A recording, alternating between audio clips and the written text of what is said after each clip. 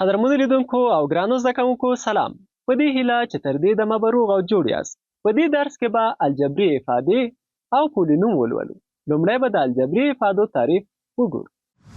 که الجبري توري او عددونه د اساسي عملیو په مرسته له یو بل سره اړیکه ولري، الجبري افاده بلل کیږي. الجبري افادې عموماً په درې ډوله دي: پولینومي، نسبتي او غیر نسبتي الجبري افادې. د الجبري افادې تعریف مو ولیده او په دې هم پوه شوئ چې الجبري افادې په درې برخو ویشل شوي دي چې هر یو ډول به یې په ترتیب سره تعریف کړو. پولینوم هغه الجبري افادې ته ویل کیږي چې د تورو توانونه یې د مکمل عددونو په سټ کې شامل وي. نسبتي افاده هغه افادې ته ویل کیږي چې د دوو پولینومونو له نسبت څخه لاسته راغلي وي. غیر نسبتي افاده هغه افادې ته ویل کیږي چې صورت یا مخرج او یا دواړه یې پولینومونه نه وي، یا په بل عبارت هغه افاده چې د دوو پولینومونو د نسبت څخه نه وي تشکیل شوی د غیر نسبتي افادې په نوم یادېږي. د پولینوم، نسبتي او غیر نسبتي افادو تعریفونه مو ولیدل. د دې لپاره چې په دې موضوع لا ښه پوه شئ، د هرې افادې اړوند یو مثال ګورو. پوهیږو چې مکمل عددونه هغه عددونو ته ویل کیږي چې د صفر څخه شروع او د یو په زیاتېدو لاسته راځي.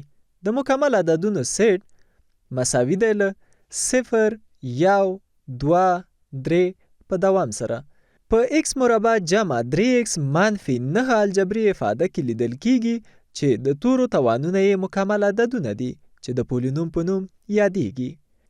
په همدې ترتیب سره x منفي 4 پر 2x جمع 6 الجبري افاده کې لیدل کیږي چې د صورت او مخرج افادې پولینومونه دي، نو د ناطقې یا نسبتي الجبري افادې په نوم یادېږي. او په جذر لاندې x پر x منفي 2 الجبري افاده کې لیدل کیږي چې په صورت کې متحول تر جذر لاندې لیکل شوی دی، نو د غیر ناطقې یا غیر نسبتي الجبري افادې په نوم یادېږي. د پولینومي، نسبتي او غیر نسبتي الجبري افادو مثالونه مو ولیدل. اوس هم د پولینوم عمومي شکل ګورو. د پولینوم عمومي شکل له px مساوي an x په توان د n جمع an منفي 1 x په توان د n منفي 1 جمع an منفي 2 x په توان د n منفي 2 جمع په دوام سره جمع a1x جمع a0 څخه عبارت دی چې an منفي 1 an منفي 2 په دوام سره a1 a0 د پولینوم د ضریبونو په نوم یادېږي او n د متحول تر ټولو لوړ توان دی چې د پولینوم د درجې څخه عبارت دی او a0 ته د پولینوم ثابت حد ویل کیږي. د پولینوم عمومي شکل مو ولیده. اوس به داسې یوه کانکوري پوښتنه درته حل کړم چې د دې درس سره تړاو لري. په لاندې الجبري افادو کې پولینوم عبارت دی له جزونه راکړل شوي دي. مخکې مو وویل چې پولینوم هغه الجبري افادې ته ویل کیږي چې د تورو توانونه یې مکمل عددونه وي.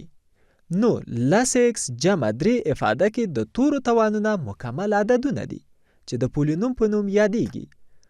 او په نورو الجبري افادو کې د تورو توانونه مکمل عددونه نه دي. اوس هم یوه بله کانکوري پوښتنه درته کاروم. په لاندې الجبري افادو کې پولینوم عبارت دی له جزونه په لاندې ډول راکړل شوي دي. لکه څنګه چې ګورئ په لومړي جز کې د افادې د متحول توانونه مکمل عددونه دي چې د پولینوم په نوم یادېږي. خو په نورو جزونو کې لیدل کیږي چې په ټولو حدونو کې د متحول توانونه مکمل عددونه نه دي چې پولینوم ورته نشو ویلی. اوس د دې وخت را رسیدلی دی چې یوه بله پوښتنه درته حل کړم.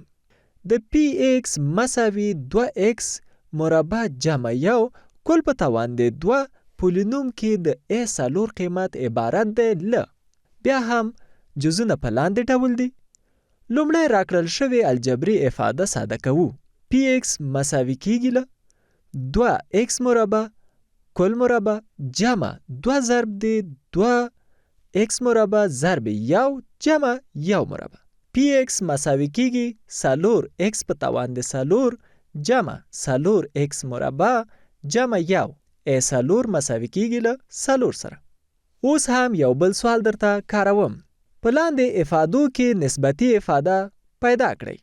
بیا هم جزونه په لاندې ډول راکړل شوي دي. پوهیږو چې د دوو پولینومي افادو د خارج قسمت څخه نسبتي افاده لاسته راځي او لیدل کیږي چې د لومړي، دویم او دریم جز افادې نسبتي دي. نو په پایله کې ویلی شو چې ټول سم دي، یعنی څلورم جز سم دی. بیا هم یوه بله کانکوري پوښتنه درته حلوم، ښه ځیر شئ. د پی ایکس مساوي 3x مربع جمع 2 کل مربع پولینوم کې د A2 جمع A0 قیمت عبارت دی له. بیا هم جزونه په لاندې ډول راکړل شوي دي. لومړی راکړل شوی الجبري افاده د A جمع B کل مربع مطابقت په مرسته ساده کوو. پی ایکس مساوي کیږي 3x مربع کل مربع جمع 2 ضرب دی 3x مربع ضرب دی 2 جمع 2 مربع. پی ایکس مساوي کیږي 9x په توان د 4 جمع 12x مربع جمع 4. A2 مساوي دی له 12 سره او A0 مساوي له 4 سره کی. A2 جمع A0 په لاس راوړو چې دا مساوي کیږي 12 جمع 4 او چې دواړه سره جمع کو مساوي کیږي له 14 سره. مننه چې تر دې دمه مو زموږ ملتیا وکړه. تر بیا چې د یو نوي درس سره ستاسو درانه چوپړ ته حاضرېږم، تاسو ټول په لوی الله سپارم. الله مو مل.